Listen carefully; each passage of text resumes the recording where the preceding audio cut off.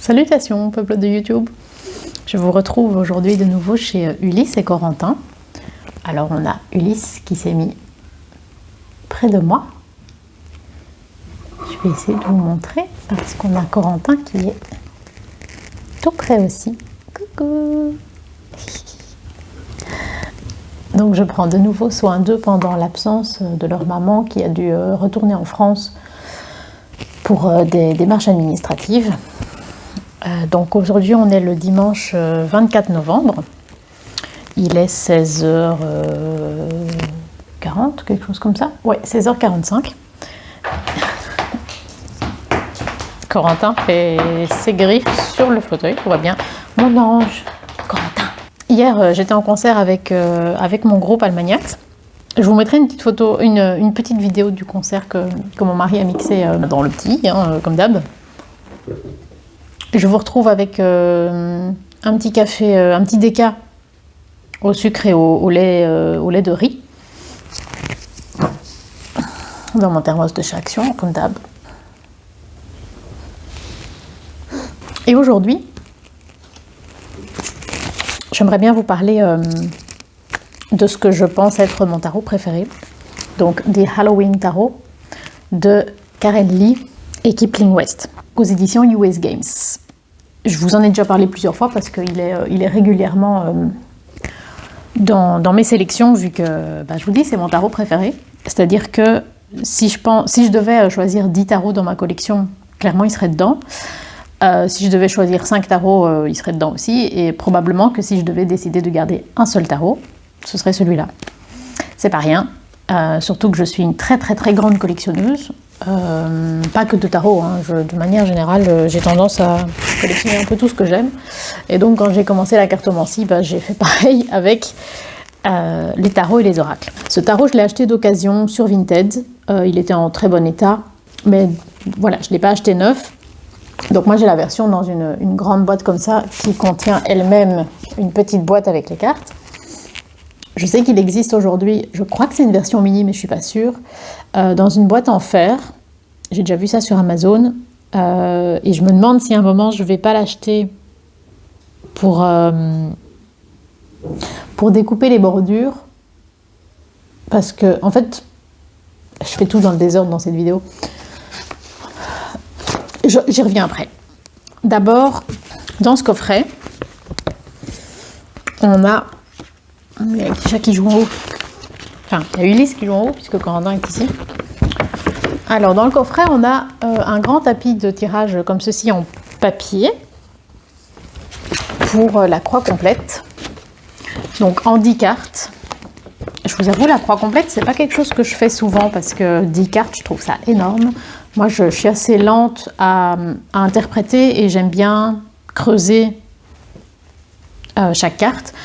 Donc, je peux passer longtemps avec un tirage de 3 cartes et du coup, si j'en fais 10, ça prend des heures et des heures. Bon, un tirage n'est pas l'autre, évidemment. Mais je préfère prendre mon temps. Donc, 10 cartes, pour moi, c'est beaucoup. Donc, en général, si je fais la croix, je fais plutôt la croix simplifiée. Et je vous avoue, un tapis comme ça en papier... J'ai l'impression que c'est un peu la fausse bonne idée dans le sens où c'est pas très joli, c'est pas très pratique parce que comme il a été plié, il tient pas vraiment bien plat sur la table. Donc voilà, je suis moyennement convaincue par ce format. Je dois faire gaffe de pas toucher mon micro. Ce sera mieux comme ça, j'espère que le son n'était pas trop mauvais. Moi perso, j'ai jamais fait ce tirage en particulier et je ne suis que moyennement convaincue. C'est bien, je vous dis que c'est mon tarot préféré et je commence avec une note hyper négative. Donc dans la version que j'ai, il y a un petit livre relativement fin, mais bon, c'est quand même vraiment un livre. Donc c'est Karen Lee qui a écrit et pensé le jeu et les illustrations sont de Kipling West. Ce bouquin, je l'ai lu vraiment en entier de la première à la dernière page. Probablement plusieurs fois aussi parce que je m'y suis référée pas mal de fois en tirant les cartes. Je pense qu'il a été publié la première fois en 96 et il me semble, d'après ce que je vois ici, que sous cette forme, c'est une édition de 2012. Donc on a une petite introduction. Chapitre 1, donc l'histoire d'Halloween. Ça, c'est quand même assez chouette de pas juste prendre un symbolisme qui est assez vendeur dans l'univers de la cartomancie, mais quand même s'intéresser à de quoi on parle. Alors, en chapitre 2, les symboles et les traditions. Après, ça va quand même relativement vite. Donc, on parle du trick or treat, de jack-o'-lantern, des fantômes et des squelettes, des sorcières et des chats noirs, toute l'ambiance de la fête, hein, et de la divination. Alors, chapitre 3, le tarot d'Halloween. On explique comment les créateurs sont arrivés au travail qu'on a entre les mains. Ensuite, on a lire les cartes. Le tarot est en anglais, hein, ça me semblait évident, mais je préfère quand même toujours le préciser. Je pense, non, il n'existe pas en français, pas encore en tout cas. Donc, il propose une approche, tirer une carte pour faire connaissance avec le jeu.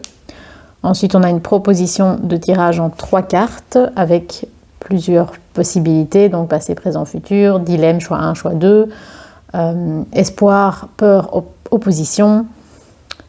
Et il nous invite à le designer comme on en a besoin, en clair. Oh, on a les 2 petits chats sur un...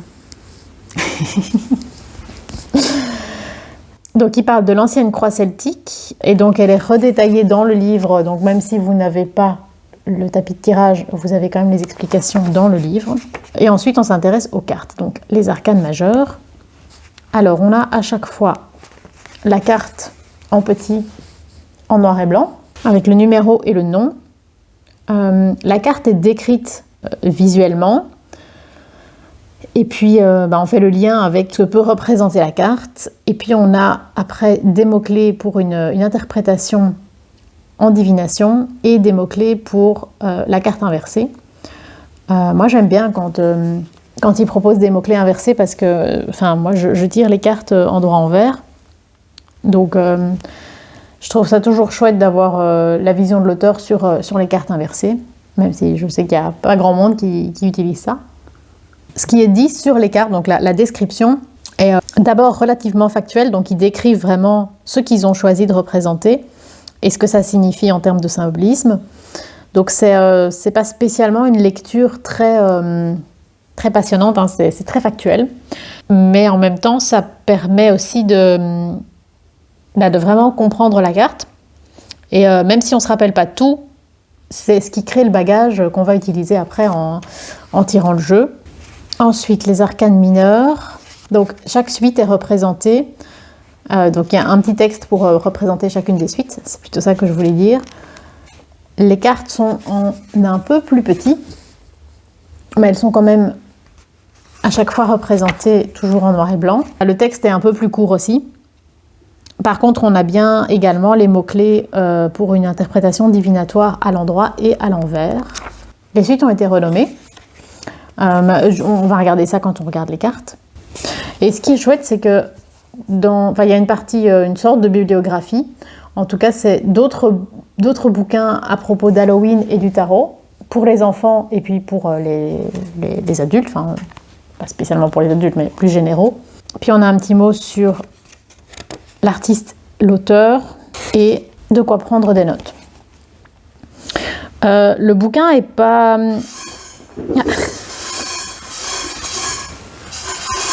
C'est l'heure des croquettes. Le bouquin n'est pas extraordinaire. Mais moi, il m'a énormément aidé parce que c'est quand même un des premiers tarots que j'ai vraiment utilisé, que j'ai utilisé non seulement pour moi, mais aussi pour les autres. Et c'est quand même un des tarots qui m'a le plus donné confiance en moi quand j'ai commencé à tirer les cartes. Je vais mettre le chauffage parce que j'ai froid. Vous avez beaucoup de croquettes, Laetitia. C'est très raisonnable en tout cas. Elle m'avait dit quoi? De cliquer sur... Non, de mettre sur photo.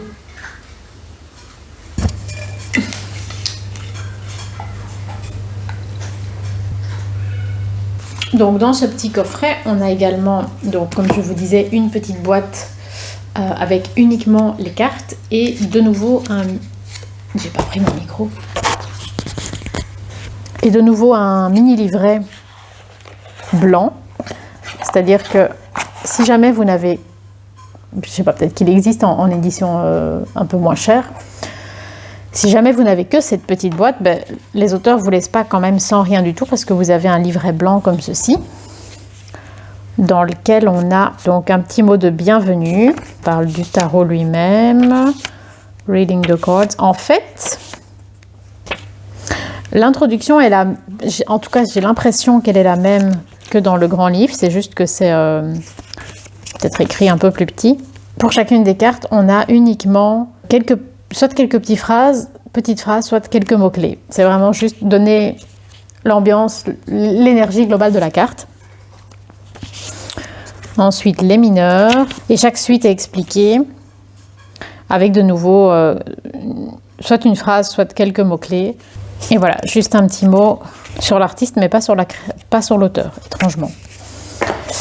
Bref, voilà, maintenant on va s'intéresser aux cartes.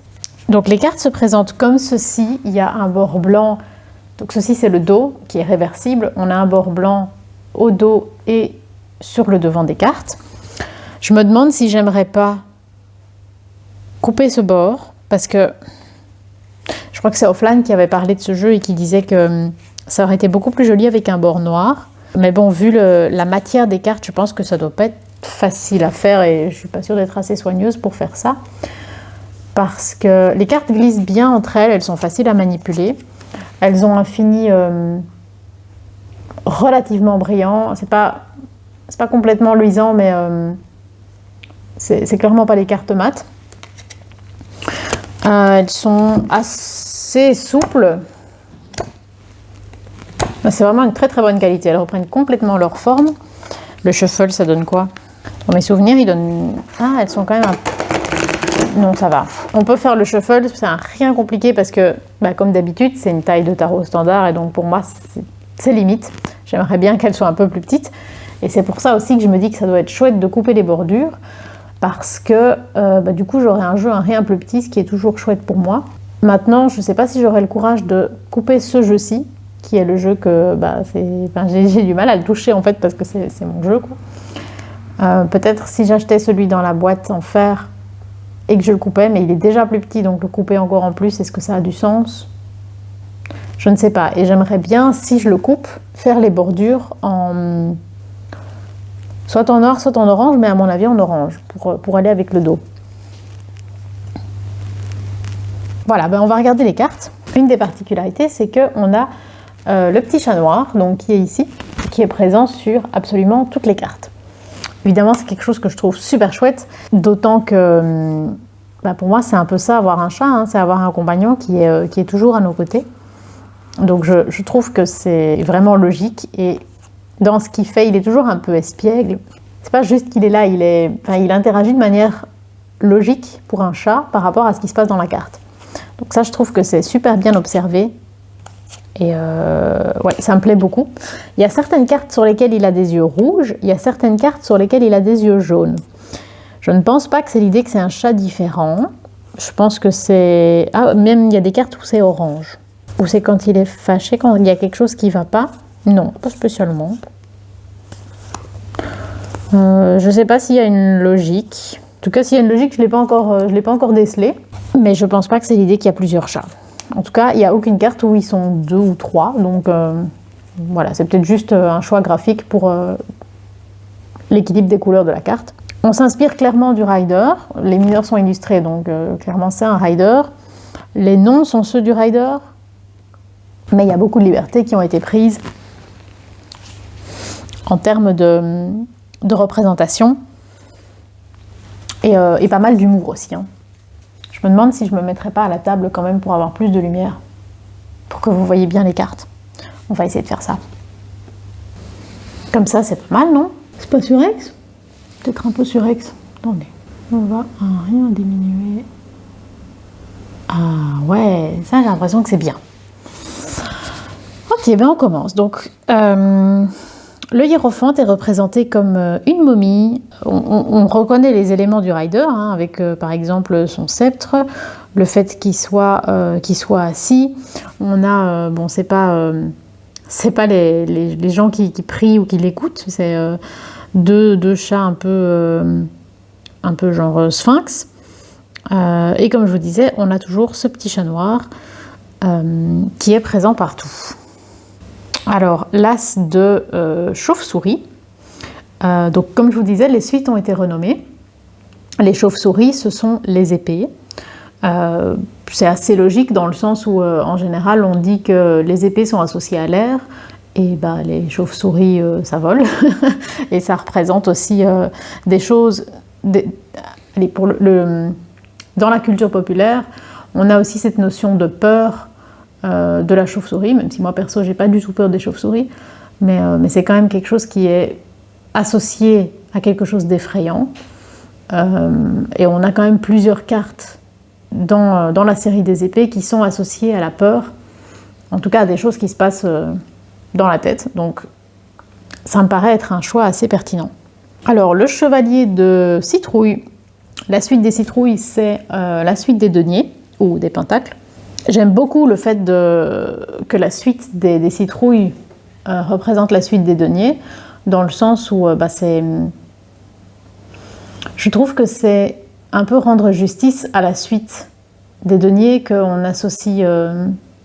Allez, on dit souvent, oui, voilà, c'est ce qui est matériel, mais un peu comme si c'était quelque chose de négatif, comme si c'était, entre guillemets, que l'argent, mais en le liant à la citrouille et donc à quelque chose qui pousse dans la terre. Hein, les citrouilles, c'est une nourriture, donc ça relie à quelque chose d'essentiel finalement. Donc je trouve que ça rend un peu ces lettres de noblesse au denier, ça fait prendre conscience que le matériel ce n'est pas que l'argent, et donc je trouve que ça donne une dimension beaucoup plus positive à la suite des deniers. Bah voilà, comme je disais, hein, la carte qui est liée aux peurs et aux angoisses, donc c'est l'équivalent du 9 d'épée. Donc on a cette madame qui se relève dans son lit, probablement en plein cauchemar ou en pleine insomnie. Et ce que j'aime beaucoup, c'est donc comme toujours la présence du petit chat. Chez moi en tout cas, l'un de mes deux chats, Cara, elle dort toujours avec nous. Et donc clairement c'est une présence extrêmement importante et très réconfortante. Donc pour moi ça c'est une des cartes qui montre à quel point c'est bien observé. Alors, l'as de fantôme, donc c'est la suite des coupes. Pourquoi est-ce qu'on a lié les fantômes aux coupes ? Peut-être dans l'idée que les fantômes sont liés de manière émotionnelle au monde des vivants, dans le sens où les fantômes, c'est les gens qu'on aime, qu'on ne veut pas laisser partir, ou qui n'ont pas terminé ce qu'ils voulaient faire. Bon, dans l'idée qu'ils voulaient faire, c'est peut-être plutôt les bâtons, mais... Non, je trouve que c'est pertinent pour les couples. C'est lié à une notion d'amour. En tout cas, ça me parle bien. Le roi d'épée, j'aime bien parce qu'on a cette petite mythe qui est représentée. Je trouve que ça va très bien dans l'ambiance du jeu. Je sais pas, je ne saurais pas vraiment l'expliquer, mais je trouve que ça va bien dans l'énergie d'un roi. Dans l'ambiance d'Halloween, évidemment. Alors, le 5 d'épée... où on a ce petit garçon qui a volé la récolte de bonbons de tous les autres enfants. Hein, on voit que lui, il est déguisé en voleur, probablement en pirate, ce qui est logique vu qu'il a volé. On a le clown et le chat qui pleurent la perte de leur récolte. Donc on est en plein dans le 5 d'épée. Le 6 d'épée avec, comme toujours, ce que je comprends être comme une maman et sa fille, et soit le papa, soit le passeur. Moi, j'aime bien penser que c'est le papa, mais je ne sais pas si c'est le cas. Qui s'enfuit vers un espoir, vers un monde meilleur, hein, vers la maison ici. Et ce que j'aime bien dans ce cas-ci, c'est qu'ils s'enfuient avec leur chat, puisque le chat fait partie de la famille, évidemment. La reine d'épée, où on retrouve de nouveau la petite mythe. Ici et ici, que je trouve très douce, et j'aime beaucoup la relation, l'invitation de la chauve-souris et le petit chat qui est pas loin. il y a plein d'éléments qui sont super bien pensés, hein, comme vous avez les pattes du trône, vraiment c'est des grosses pattes comme une gargouille, donc on est vraiment dans l'ambiance, quoi. Alors le chevalier de coupe, où on voit qu'il a des ailes de chauve-souris sur son casque, c'est pas ses bottes, sur son armure en tout cas, qui apporte un message. J'aime bien cette idée du messager.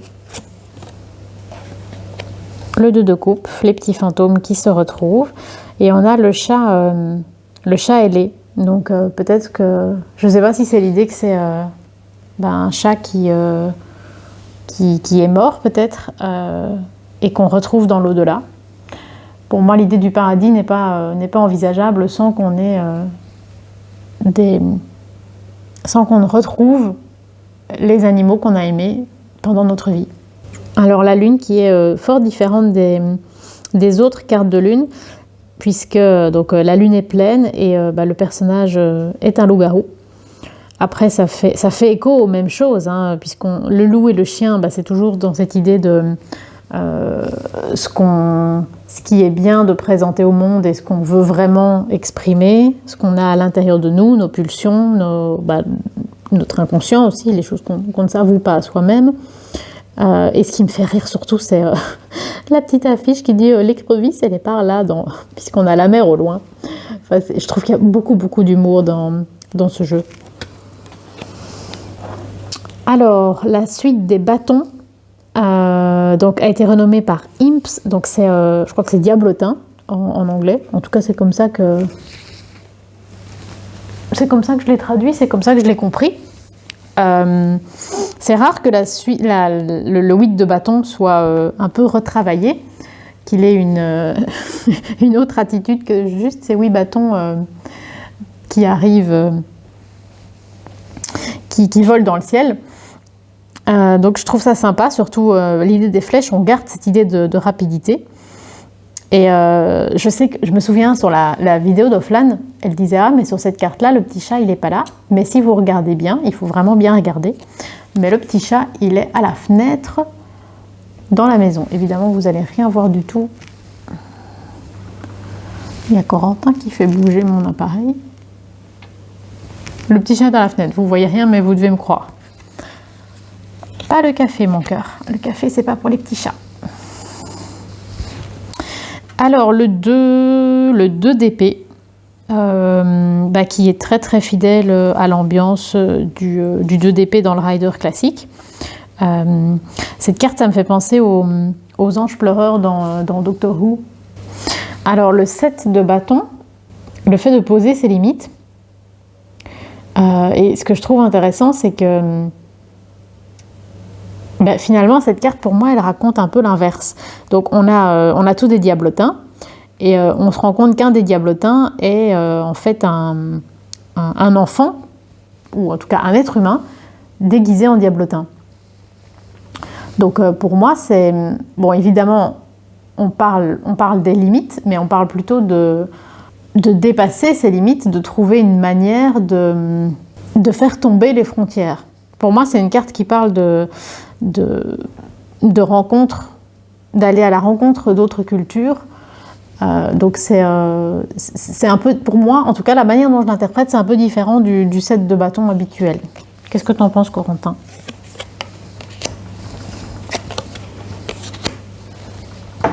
Donc la reine de coupe, ce que je trouve très beau, c'est que c'est comme si elle écoutait ce que le fantôme avait à dire. Donc vraiment dans l'idée que la reine de coupe, c'est la personne qui est toujours là pour les autres, pour les écouter, qui fait preuve d'énormément d'empathie. Et ce que j'aime bien aussi, c'est que donc elle est reliée à l'eau dans le sens où on se rend compte que c'est une sirène en fait. Hein. Le 7 de coupe où on a tous des petits fantômes qui représentent tous les possibles, on va dire. C'est comme ça que je le comprends. J'aime bien j'ai envie de dire le chevalier, même s'il n'y a rien qui dit que c'est un chevalier. En tout cas, le missionnaire, celui qui fait une quête, qui porte son petit chat. J'adore. Le jugement qui est rendu assez rigolo hein, de par l'ambiance générale du jeu, où on a Dracula qui vient à la rencontre de 3 personnes qui sortent de leur cercueil. Donc j'imagine que c'est l'idée que ce sont des gens qui ont été changés en vampires, qui revisitent leur vie autrement. Je suis pas sûre de comprendre vraiment le lien avec le jugement traditionnel dans le tarot. Le 8 d'épée avec... c'est habituel hein, d'avoir le personnage qui a les yeux bandés, qui est enfermé dans sa propre tête. Et ici, ils l'ont transféré sur l'ensemble du corps, puisque elle est momifiée par les petites chauves-souris. Je trouve qu'il y a énormément... il y a énormément de douceur apportée par l'humour. Pas de la même manière que dans les jeux de Celia Melesville, parce que c'est pas le même humour et pas du tout le même style de graphisme, mais l'effet sur moi est un peu le même au final. Je sais pas si vous voyez ce que je veux dire. Le 6 de coupe, des petits fantômes qui passent du bon temps, qui se remémorent les bonnes choses. Il y a la notion de la gentillesse, de la bienveillance, des petites choses qui font plaisir. Alors le battleur ou le magicien, donc qui est pris au sens premier du terme, puisqu'on a un magicien qui sort un lapin d'un chapeau. J'aime bien le petit serpent qu'on voit qui se cache à l'intérieur de la citrouille. C'est un jeu qui a... Les cartes ont l'air simples, et au final, il y a quand même beaucoup de choses à observer et à explorer. Et en fonction du tirage, vous n'allez pas regarder les mêmes éléments. Le chariot, où c'est Jack-o'-lanterne qui conduit un corbillard. Il faut vraiment le prendre à l'humour aussi. Hein. Donc le soleil, où on a comme d'habitude les tournesols.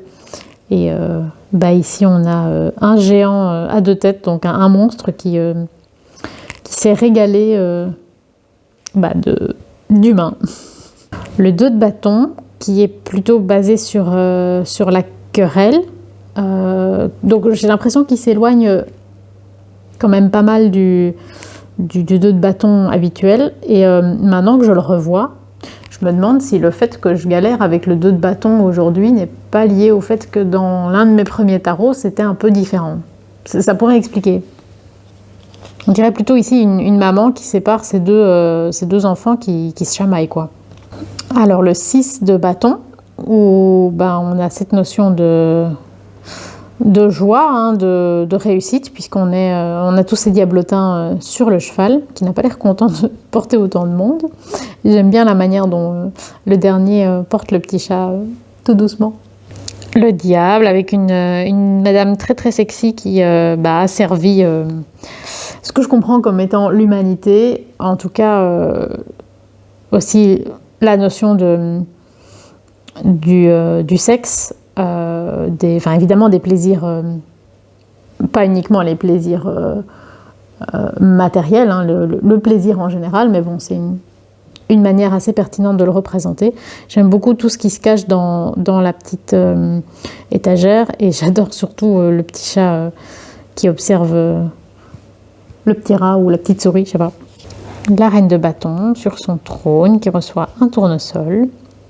Le 8 de fantôme où l'explorateur quitte... je ne sais pas si c'est l'idée que c'est un endroit accueillant puisqu'il y avait de l'eau et que potentiellement il va vers une zone aride. Peut-être. Le 5 de coupe où le monsieur citrouille a par mégarde renversé son seau. Et ce que vous remarquez, c'est que c'est le 5 de fantôme. Donc, c'est les fantômes qui sont 5. Et par exemple, ici, il n'y a que 2 seaux. Donc, on voit très bien à quoi ça fait référence, mais le nombre est annoncé par les fantômes. L'impératrice en fiancée de Frankenstein. Enfin, en fiancée de la créature de Frankenstein, plutôt. On n'a pas les grenades, mais on a des oranges. Le roi de bâton, où on retrouve la petite salamandre. Je vous dis, il y a beaucoup d'éléments traditionnels du rider qui sont respectés, mais qui sont quelque part revisités. Avec notamment le fait que S'il y a un petit animal comme ça, forcément, ça va intéresser le chat. Le 6 de denier. C'est bien trouvé, hein, l'idée que c'est donc pendant une session de trick or treat et que bah oui, chacun reçoit ce à quoi il a droit. Je trouve que c'est vraiment c'est bien trouvé toujours. Et là-bas, on ne fait pas ses griffes sur la chaise, mon cœur. Petit cœur. C'est toujours bien trouvé et mis dans une ambiance qui pourrait être comment je peux dire ça, malsaine ou lugubre, mais avec énormément d'humour, qui fait que je trouve ça juste charmant, en fait, bon enfant et j'ai envie de dire léger, mais pas dans le sens que ça n'a pas de substance, plutôt dans le sens que c'est agréable.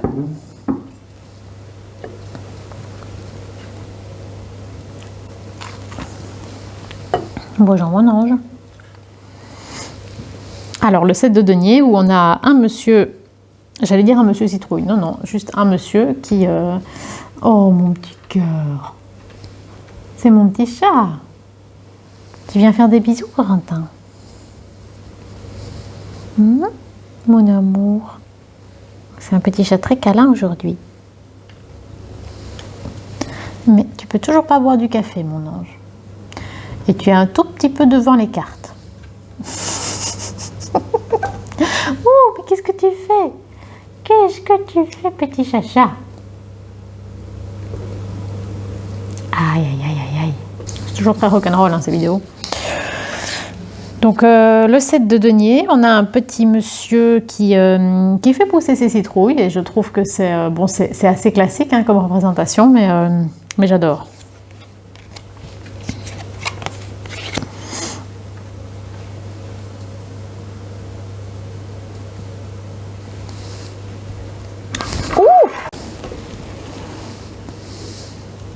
Il s'en passe des choses ici. Petit monstre, petit monstre, petit monstre. Tu t'assieds sur mes cartes. Comme ça. Petit cœur. Vous êtes des monstres. Hein. Alors, hop.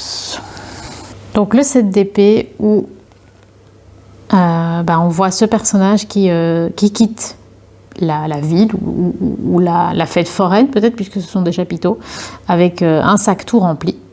C'est rigolo parce qu'en fait ce personnage c'est une tête, je pense que c'est une tête de navet, et donc je pense que ça fait référence au fait que en Europe, avant qu'on ait la citrouille, enfin les cucurbitacées, le navet remplaçait la citrouille. Après, j'ai déjà entendu que c'était faux.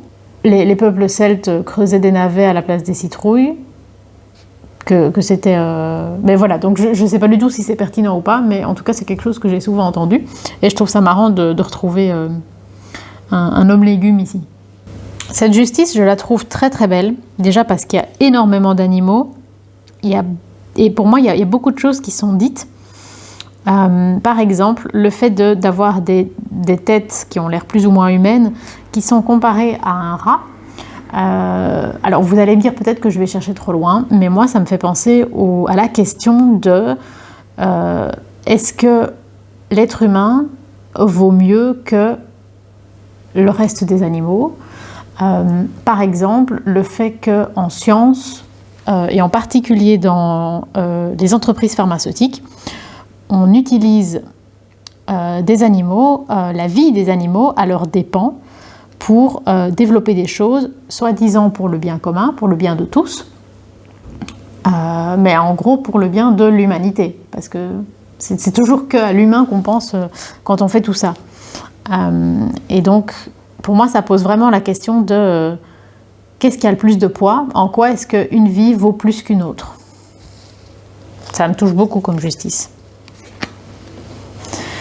Le 9 de denier avec cette dame très très élégante, et ici le faucon a été remplacé par un hibou, et évidemment son jardin est rempli de citrouilles.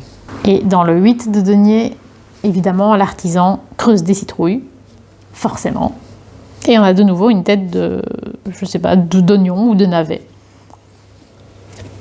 peut-être plutôt oignon en fait. En tout cas là ça me fait plus penser à un oignon. Le 4 d'épée, j'aime beaucoup avec le petit chat qui dort avec le chevalier. Le page de fantôme.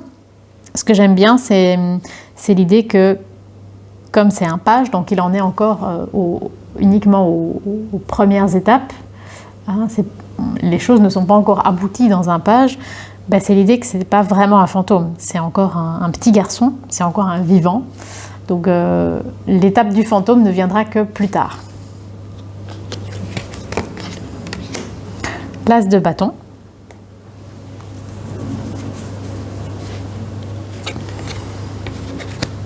Le 2 de denier.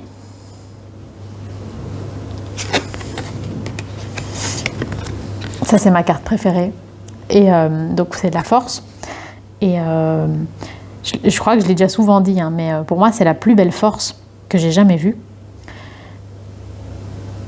Et par exemple, c'est une vidéo que j'aimerais beaucoup faire, mais c'est un travail énorme, donc c'est pas quelque chose que je pourrais faire là tout de suite. Si je parcourais tous mes jeux pour établir quel est le plus beau fou, quel est le plus beau battleur, quelle est la plus belle papesse, etc. Clairement, la plus belle force, ce serait ceci. Parce que clairement, on a cette notion d'être face au lion, donc face au danger. On lui fait ouvrir la gueule, mais pour le soigner. Et moi, c'est vraiment une carte qui m'a fait comprendre ce que c'était la force, et que je relie aussi à la notion de... ça, j'avais vu dans une vidéo en anglais sur... le thème, c'était « Don't show me dex, show me your practice ». Et la personne parlait du fait que quand on est enfant, la force, c'est la force physique, c'est savoir courir vite, c'est ce qu'on voit dans un dessin animé de Superman. Quand on est adolescent, on comprend que être fort, c'est aussi être courageux, mais dans le sens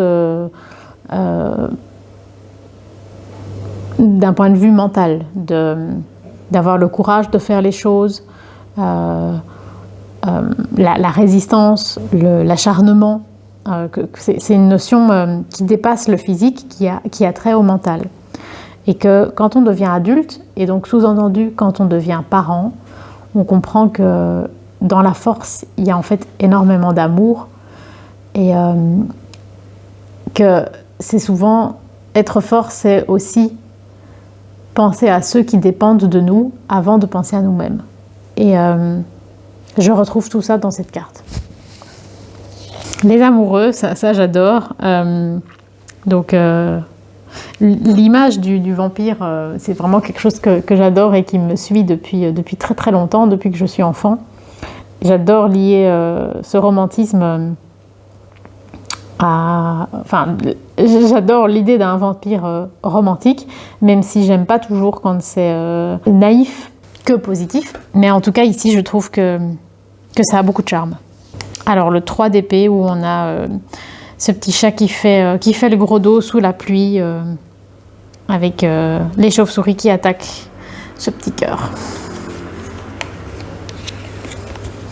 La roue de fortune qui est pleine d'humour.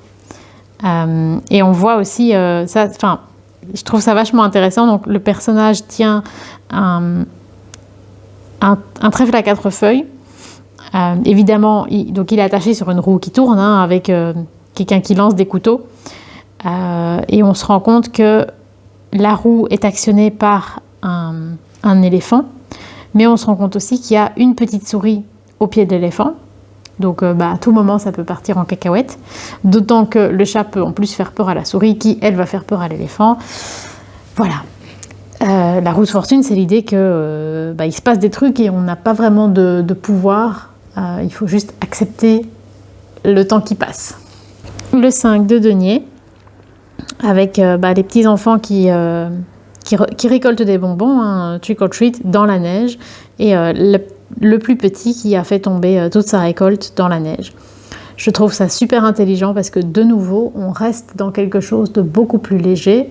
Hein, on n'a pas la famille sans abri dans la neige comme on a dans beaucoup de 5 de denier, enfin de 5 de pentacle plutôt. Mais on retrouve quand même cette même notion. Donc c'est en ça que je trouve que le jeu est à la fois respectueux et qu'il a fait un switch très intelligent vers quelque chose de plus léger, de plus rigolo.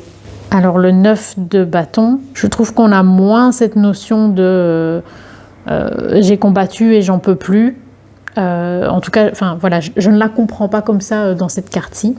Peut-être plutôt l'idée que voilà, mon armée, elle a tout donné, elle est en place et je suis là. Le 5 de bâton, où c'est le bordel, où tout le monde parle en même temps, tout le monde veut prendre le lead, mais il n'y a rien qui se passe. L'empereur avec la créature de Frankenstein. Donc, ce qui est très drôle aussi, c'est le cerveau dans un Erlen qui sert en même temps de vase pour les fleurs. Et j'aime bien aussi le petit symbole. Il y a des symboles à plein d'endroits, mais qui sont relativement discrets. Donc ici, on a le symbole du bélier. Ici, on a le symbole de Jupiter. Le 10 d'épée, qui, je pense, fait référence à Blanche-Neige qui dort dans son cercueil de verre, je pense. Le page de bâton. Le pendu. J'aime bien quand les pendus sont des épouvantails. Il y a un autre jeu dans lequel j'ai vu ça qui est le Sleepy Hollow Tarot que j'ai eu vraiment très récemment. Je trouve ça très chouette et ici j'aime beaucoup aussi la présence des corneilles, évidemment. Le 3 de citrouille, enfin le 3 de denier. J'aime bien l'idée d'avoir récupéré l'imagerie traditionnelle du rider dans cette église sous l'ogive. Et ce que j'aime bien, c'est que pour moi c'est un artisan donc, qui est en train de fixer ou de réparer les vitraux. Je ne sais pas lequel des deux, mais ça n'a pas beaucoup d'importance. Et en général, c'est le travail d'équipe. Mais donc ici, on a le petit chat qui, comme tous les chats, vient voir ce que son papa est en train de faire. Et j'adore parce que c'est aussi l'idée que, quelque part, quand un chat fait ça, il y a beaucoup de gens qui s'énervent, qui disent que le chat est toujours dans le chemin, il m'ennuie. Et en fait, il y a beaucoup d'amour dans le fait de venir voir ce que vous faites. C'est une manière de... il s'intéresse à ce que vous faites, il s'intéresse à vous, il fait partie de la famille. Donc voilà, j'aime beaucoup ce 3 de denier. La reine de denier, où on a... évidemment, on a le chat sur les genoux, mais on a aussi le lapin, les fougères. Voilà, je la trouve très belle. L'étoile, avec une gargouille. Et un petit chat sur les toits. L'as de denier, avec évidemment un seau de récolte de bonbons. Le roi de denier. Le 10 de denier, qui, je pense, s'éloigne quand même un peu du rider classique, à moins que ce soit l'idée de faire un jeu en famille, peut-être. Après, le fait que le chat soit tout hérissé, je me dis qu'il y a il y a autre chose, il y a sans doute autre chose à comprendre. La papesse, qui est bien plus sexy que beaucoup d'autres papesses. Le monde, donc moi je le comprends comme étant le personnage principal du tarot, c'est ce petit chat et tout ce qu'il y a autour, c'est ce qui constitue sa vie, son entourage, son quotidien. Le 9 de coupe. J'adore l'expression du petit chat tout content qui se frotte contre le squelette. Le 10 de bâton est très rigolo, je trouve, avec ce bossu qui essaye de... Je pense qu'il a volé des statuettes et qui en a volé tellement qu'il ne sait pas toutes les porter. Donc on a un petit côté... j'ai l'impression un petit côté 7 d'épée qui se glisse là-dedans, mais avec toujours la notion de j'ai eu les yeux plus gros que le ventre. Mais je pense qu'on parle plus de l'idée j'ai eu les yeux plus gros que le ventre que de l'idée c'est trop lourd, c'est trop de responsabilité. Donc voilà, un peu différent aussi. La tempérance, cette carte est magnifique, j'adore tout le détail qu'on peut observer dans l'étagère. Et on a une petite sorcière qui prépare sa potion. Le 3 de bâton, j'aime beaucoup le fait que les 2 premiers bâtons sont en feu, enfin c'est des torches, hein, comme dans beaucoup d'autres bâtons de cette suite. Mais il y en a un qui est un arbre. Le 3 de coupe avec les petits fantômes qui font la fête. J'aime beaucoup le fait qu'ils soient liés. Je trouve que ça raconte énormément de choses. Et je sais qu'il y a des citrouilles sur la moitié des cartes, mais ici je trouve que le décor... Attendez, je trouve ici le décor du jardin, ici en bas, je l'adore. Je trouve ça magnifique. Le page de denier, avec une illustration qui rappelle quelque part Mercredi de la famille Addams et Shakespeare. Le 4 de denier. Je trouve qu'on peut très facilement le comprendre comme étant une variante du 7 de denier. En tout cas, a priori, c'est la première chose que je vois. Maintenant, peut-être que la notion qui est liée au 4 de denier est à chercher à travers le fait que le mec soit lui-même un légume. C'est peut-être. J'ai plus tellement en tête les interprétations du livre. C'est un jeu que j'utilise finalement beaucoup par moi-même et dans lequel j'ai cherché ma symbolique à moi.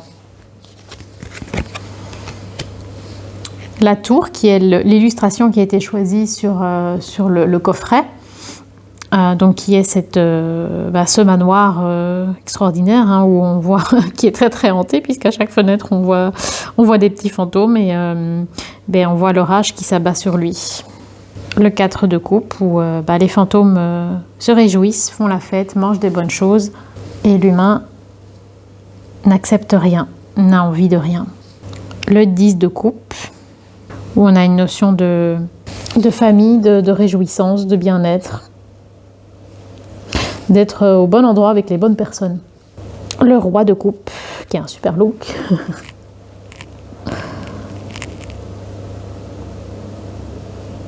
Le chevalier de bâton, où on sent que par rapport aux autres chevaliers, il est quand même très fort dans l'action, dans l'impulsivité. Hein. On voit que son cheval est à plein régime. Le page d'épée, avec, moi ce que je comprends, c'est que c'est un enfant très curieux qui explore plein de choses, hein, puisqu'on a des lunettes comme hypnotisantes. Son sac est rempli de... Je crois que ce qu'on voit, c'est des jumelles, un appareil photo. Donc voilà, un jeune homme très curieux. C'est comme ça que je le comprends. 4 de bâton, où c'est la réjouissance. Le mat, qui me parle moins parce que je ne suis pas très clown. Mais bon, je pense que ça a vraiment du sens par rapport au personnage. L'ermite, que je trouve génial. Très différent des autres ermites, hein, sous forme de savant fou. J'aime beaucoup le fait que souvent les rats de laboratoire ont une vie terrible. Ici, en tout cas, on a l'impression que c'est pas du tout le cas, hein, puisqu'il a l'air d'être en liberté. Donc de nouveau, c'est une manière de voir les choses d'une manière plus positive et plus douce, avec de l'humour. Alors, l'arcane 13, où je trouve ça très intéressant parce que, donc évidemment, on a la notion de faire pousser, de faire repousser des choses, donc que la mort des uns entraîne la vie des autres, notamment parce qu'on a ici une mythe. Donc les mythes, donc les papillons de nuit, ce sont des animaux qui décomposent la matière végétale. Donc ce sont ceux qui sont responsables d'utiliser la mort des végétaux pour recréer de la matière organique pour les autres végétaux.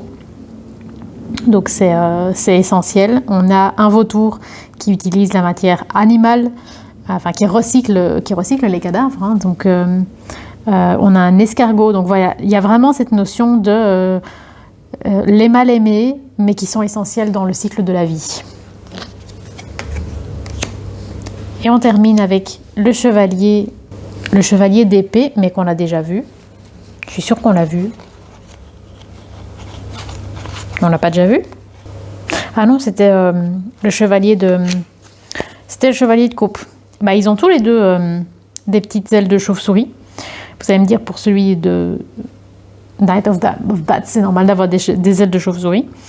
J'aime beaucoup le fait qu'il porte un étendard, hein, puisque le chevalier d'épée, c'est celui qui se bat pour ses convictions, c'est celui qui va faire des manifs, qui va s'engager dans des causes.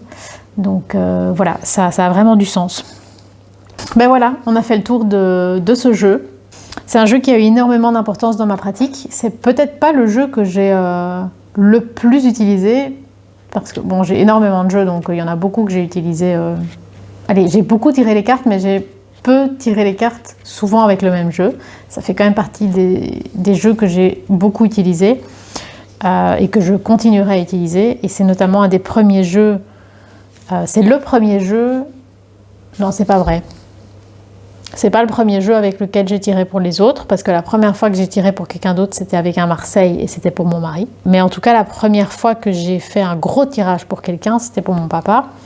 Et j'ai utilisé ce jeu-ci. Je l'ai utilisé plein de fois pour plein d'autres gens, que ce soit des tirages par écrit ou en direct avec une amie.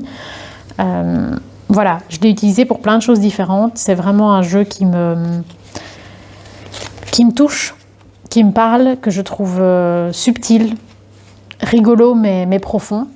Il paye pas de mine. Dans l'absolu, je ne trouve pas les illustrations belles, mais j'aime ce qu'elles racontent. Et au final, je m'attache énormément au look. Donc voilà, je vous dis, si je devais garder un seul tarot, je pense que ce serait celui-ci. Donc c'est pas rien quand on a autant de tarots que moi. N'hésitez pas à me dire si vous connaissez ce jeu. À mon avis, oui, parce qu'il est très connu. J'espère vous avoir donné envie de le ressortir ou de l'acquérir si vous ne l'aviez pas encore. Voilà. Prenez soin de vous. N'hésitez pas à liker, commenter, partager, vous abonner comme d'habitude.